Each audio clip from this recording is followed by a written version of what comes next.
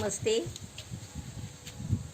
आज मी आमच्या घराबद्दल तुम्हाला सांगायचं आहे. आज आम्ही घर कसं बनवलं. जरा पहिलं घर दाखवूया मग तू सांग कोणत्या घराबद्दल सांगतेस. आज तुम्हाला एवढा पाठी मोठा घर दिसतोय, घर किंवा बंगला जे काय तुम्ही बोलू शकता. आमचं ते मी घरच समजते, पण ते बंगला समजा काही समजा, पण ते माझ्यासाठी हे माझं घर आहे छोटं. ते आम्ही कोणत्या परिस्थितीत आणि कशा परिस्थितीत आम्ही बांधलंय ते मम्मी तुम्हाला आता शेअर करेल. आणि हे बांधलं असतं तर तुम्ही हे घर तुम्ही 2 वर्षापूर्वीच बघितलं असतं. जरा पहिलं मम्मीला बसवतो इकडे बस आणि तू शेअर कर. काय शेअर करायचं तुला? मला ते मम्मी रोज शेअर करते. आता तुम्ही जरा ऐका. आपलं घर जर तुम्हाला बघितलं, आपल्या घराचा व्हिडिओ पण 1 मिलियन क्रॉस झालेला आहे मम्मी. पण हा आपण घर, हा बंगला जे काय म्हणायचं ते आपण कशा परिस्थितीत बांधला आणि कसं बांधलं सांग. हे आम्हाला घर आहे ना 2 वर्षापूर्वीच बांधायचं होतं, कारण पप्पूच्या पप्पाचं स्वप्न राहिलेलं होतं.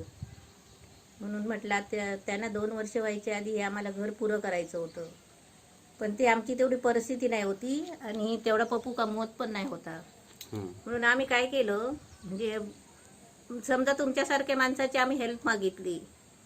म्हणजे थोडेफार आम्ही पैसे जमा केले होते, थोडंफार होतं आमच्याकडे. आणि काय आपलं हेल्प करतील माणसं त्यांचं आम्ही पुढे 2 वर्षामध्ये आता घर बांधायला राहणारच आहे 2 वर्ष. तर म्हटलं 2 वर्षात आपण देऊ लोकांची मदत कोणी केलेली असते ती. तर हेल्प मागितली ना, पण त्या माणसाने आम्हाला कोणीच हेल्प केलेली नाही. ते आता पप्पू सांगेल. आता तुम्हाला सांगतो, पप्पांची एक इच्छा होती. पप्पा आमचे जेव्हा वारले 3 वर्ष झाली ना, 3-3.5 वर्ष झाली. त्यांची खूप इच्छा होती, मम्मी पप्पांची इच्छा होती की हा घर म्हणजे पप्पाला इथे राहायचं होतं ॲक्च्युली या घरामध्ये, बरोबर ना. सर्वांचीच इच्छा असते की एवढं आयुष्यभर कष्ट करून नंतर आपल्या एंडला जेव्हा आपली पोरं मोठी होतात, पोरं कमवायला लागतात, त्यांची इच्छा असते की आपण पण जरा रिलॅक्स व्हावं. तशीच पप्पांची आणि मम्मीची इच्छा होती. तर पप्पा तर नाही राहिले, पप्पाच्या मनात तर राहिलं ते घर बांधायचं. तर मी विचार केला, चला आता पप्पाची इच्छा आपण पूर्ण करूया, आपण घर बांधू. आणि असं नका समजू त्यावेळी माझा पगार जो आताचा पगार आहे त्यावेळी तो पगार हाफ होता. बरोबर. आणि तेव्हा तो कामाला पण आता व्यवस्थित नाही होता, म्हणजे कसं पप्पा होते ना. आता तुम्हाला लगेच शॉर्ट मध्ये सांगतो, मी जो फिटनेसचा जॉब का केला होता, ते जॉब तसा होता, तो मॉर्निंगला जायचो आणि संध्याकाळी जायचो आणि दिवसभर मी अभ्यास करत बसायचो. म्हणजे मी मम्मी पप्पांवर, म्हणजे मम्मी पप्पा तर हेल्प करायचे फायनान्शियली, पण आपण पण स्टेबल होऊन थोडीफार घरी मदत करावी. सकाळी थोडं कमवायचो मी, संध्याकाळी थोडे कमवायचो आणि दिवसभर अभ्यास करत बसायचो. असं करायचं म्हणून मी हा फिटनेसचा जॉब चूज केला होता. तुम्ही म्हणाल तो पण टेम्पररी. पण पप्पा अचानक हे सर्व झाल्यामुळे मला तो टेम्पररी जॉब मला पार्ट टाइम जॉब फुल टाइम करावा लागला. अभ्यास सोडावा लागला आणि फुल टाइम करावा लागला. मग त्याच्यामध्ये मी जास्त मेहनत केली, माझे क्लायंट जमा केले, बाकीचे त्याच्याबरोबर साईड बिझनेस मी जॉईन केले आणि त्यामुळे मी हे घर बांधले. पण तुम्हाला आता 2-3 वर्ष अगोदरची मी स्टोरी सांगतो, पप्पा गेल्याच्या नंतरची. तर हात दुखायला लागला इकडे, आणि जर आपण तिकडे बसूया मम्मी, इकडे ऊन येते खूप, तिकडे बसूया.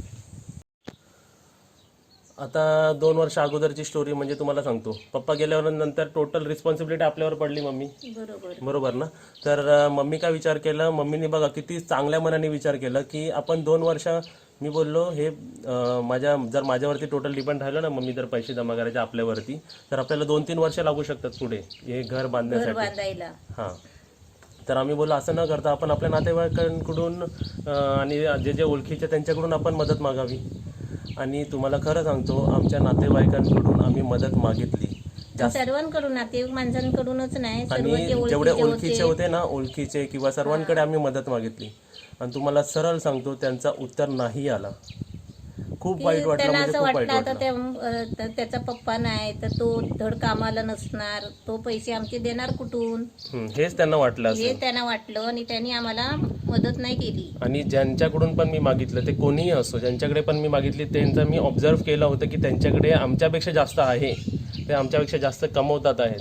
त्यांच्याकडे आम्ही मदत मागितली आणि त्यांनी उत्तर नाही दिलं. कारण त्यांचं हेच होतं, त्यांना वाटलं की आता ह्यांचे पप्पा तर नाही राहिले, हा काय करेल, हा आमचे पैसे फेडू शकतो की नाही. ह्या कारणाने कोणीच हेल्प नाही केली आणि खूप वाईट वाटलं त्याच्याबद्दल मला. त्याच्यानंतर आम्ही मनावरच घेतलं. आम्ही कसं काही करत आम्ही आहे ना पैसे जमा करत आलो. आणि त्याच्यानंतर आम्ही गेल्या वर्षी लॉकडाऊन असं वाटत होतं आपलं घर असतं तर आपण गावाला गेलो असतो. कारण खूप तिकडे असं कसं वाटलं ना की तिकडे लॉक झालो. 12x30च्या रूम मध्ये राहून आहे ना, एक म्हणजे 7-8 महिने दरवाजा बंद करून असा कंटाळा आला होता. बाजूला तर आमचे असे प्रॉब्लेम होत होते, त्याच्यामधून आम्ही म्हणजे सतत आम्हाला वाटायचं की आपलं घर असं तर आपण आता गावाला गेलो असतो. त्याच कारणाने आम्ही लास्ट इयर म्हणजे आताच या लॉकडाऊनमध्ये आम्ही घर बांधायला घेतलं. घर बांधायला घेतलं ते पण असं ऑनलाईन आम्ही घर बांधायला घेतलं. आणि आता जो घर बांधलंय मम्मी, ते कोणाकोणाला माहिती होतं आणि कोणाकोणाला मी सांगितलं होतं? कुणालाच नाही माहिती होतं. फक्त आम्ही दोघांना आणि ताईला. हां. बाकी कोणालाच मी कळू दिलं नाही, काहीच नाही. हे सर्व घर रेडी झाल्यानंतरच सर्वांना सांगितलं. जेव्हा आम्ही इथे आलो, आम्ही स्वतःला आम्हाला सुद्धा माहिती नाही होतं की आपलं घर कसं बनतंय. आणि आता मला कोणाबद्दल राग नाही आहे. आम्ही आणि आम्ही ज्यांच्याकडे आता कोणावर राग ठेवलाच नाही, अजिबात नाही राग ठेवलाय.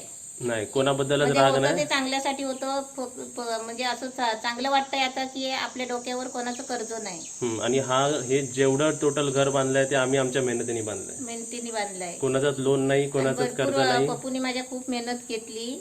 भरपूर म्हणजे आम्हीच नाही, मीच नाही. डबल टिबल क्लायंट घेतले.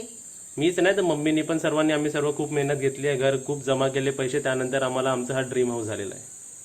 आणि आम्हाला कोणाबद्दल कोणत्याही माणसांबद्दल त्यांनी दिले नाही दिले त्याच्याबद्दल आम्हाला काहीच राग नाही. उलट मी पॉझिटिव्ह घेतो की तुम्ही तुमच्या नाही बोलण्यामुळे आम्ही हे सर्व केलं. फक्त एवढंच आहे की मला कॉन्फिडंट होतं, हिंमत वाढली. नाही कॉन्फिडन्स होतं मम्मी आपल्यावरती की जरा वेळ जास्त लागला असतं.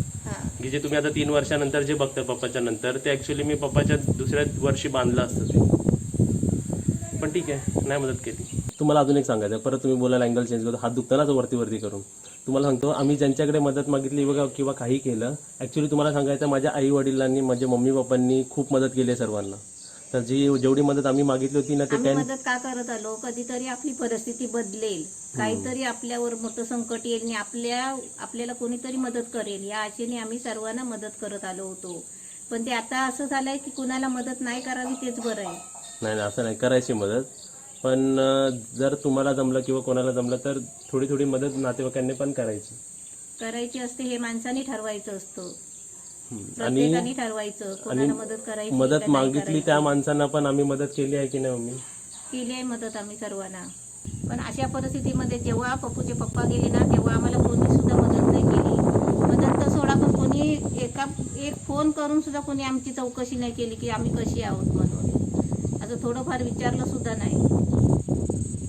अशी आपली माणसं असतात बघा. जोडून माणसं कशासाठी ठेवतो? कधी दुःख येतो, कधी काय येतो, त्याच्यासाठी आपण माणसं जोडतो. राईट आहे तुझं, हे विचार राईट आहे. आपण माणसं का जोडून ठेवतो किंवा आपण चांगल्या माणसांबरोबर का राहतो? कारण आपल्या वाईट परिस्थितीमध्ये त्यांनी आपल्याला पैसे नको, संकटाला तोंड द्यायला येतात, आपल्या बरोबर मदत करतात. पैसेच नाही पाहिजे असतात, पैसेच नाही पाहिजे असतात. सुखाचा एक शब्द तरी माणसाचा हवा असतो माणसाला. बा तू कशी आहे तुम्ही काय करताय, असं जरी एक फोन कॉल करून जरी विचारलं असतं ना, तरी चांगलं वाटलं असतं आम्हाला. पण या आता 3-4 वर्षामध्ये आम्हाला ना असा एक फोन नातेवाईकांचा नाही आला की तुम्ही कसे आहेत. थोडं वाईट वाटतं जाऊ द्या. सगळं. तेव्हा जर आम्ही नातेवाईक माणसं जोडून नाही ठेवली असती ना, तेव्हा या घराच्या जागेवर तुम्हाला बिल्डिंग दिसली असती. खरं सांगते मी, मस्करी नाही करत. कधी तर मला तर मम्मी पप्पांवर चिड यायची, तुम्ही का एवढे हेल्प करायचे माणसांना? का तुम्ही माणसांचे लग्न लावून द्यायचे? का तुम्ही माणसांना एवढे दागिने कपडे बिपडे द्यायचे? का द्यायचे तुम्ही? एवढा मला राग यायचा. का इकडे ठेवलं असतं तर अजून आपल्याला की जाऊ दे, काय विषय येतात. पण असे विषय असतात, हे सर्व मम्मीच्या मनात असं असतं. शुभांगी गिरच्या पण मनात असं काही आहे, आमच्या पण लाईफमध्ये असं काही आहे, म्हणून तुमच्याबरोबर जरा असं शेअर करावं. सर्वच बोलावंसं नाही वाटत आहे. काय बोलायचं सांगा. हीच अशी परिस्थिती असते. जाऊ दे आता. हे परिस्थितीमधून असे दिवस काढत आले मी.